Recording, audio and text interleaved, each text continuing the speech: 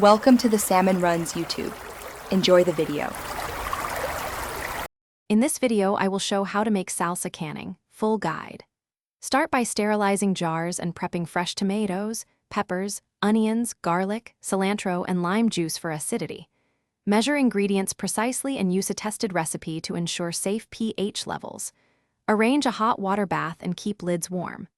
I will guide you through chopping, seasoning, filling jars, sealing, and timing so your salsa stays bright and shelf-stable.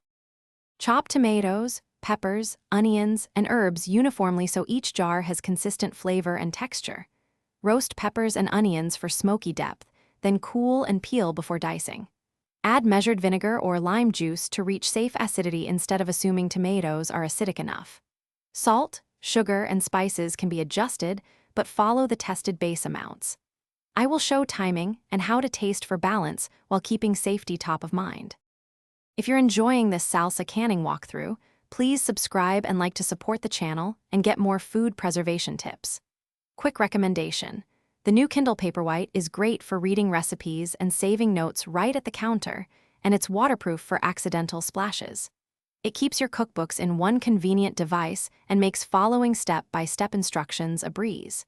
Check the description for the link and other deals. Now let's get back to the video.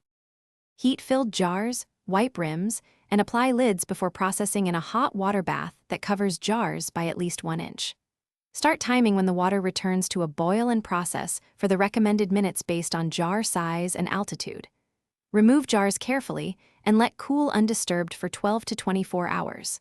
Check seals, label with contents, and store sealed jars away from light and heat for best flavor. Thanks for watching. Consider subscribing if we helped you.